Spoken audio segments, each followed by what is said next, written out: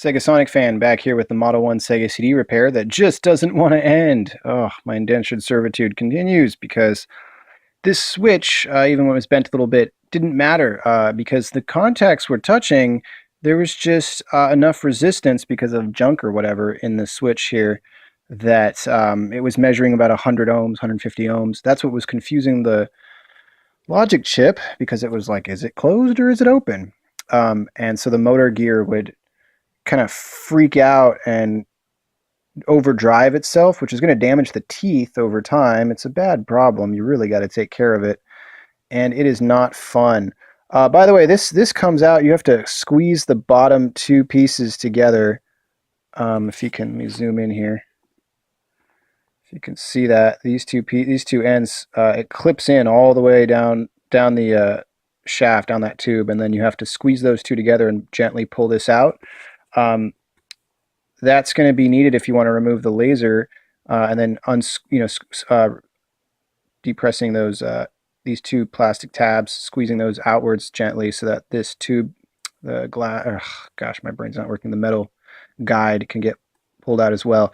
I actually don't really need to remove the laser, but I wanted some wiggle room to pull out the switch, which is this guy. It was really hard to pull out because there's two plastic tabs pulling it in addition to the two soldered contacts. And yeah, really not fun.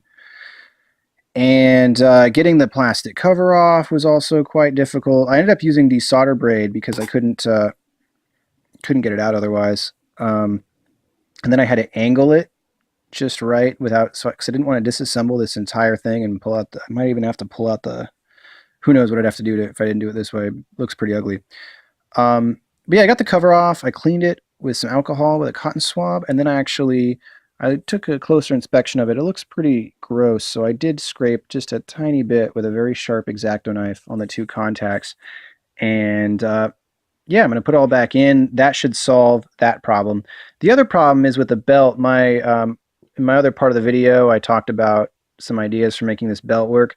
Those ideas don't really work because the problem is that as I understand it now, it's guiding this diagonal guide is what that notch right there goes into, and that's connected to this whole plastic tray. And so that lifts the tray higher and higher and higher until it goes up to a completely horizontal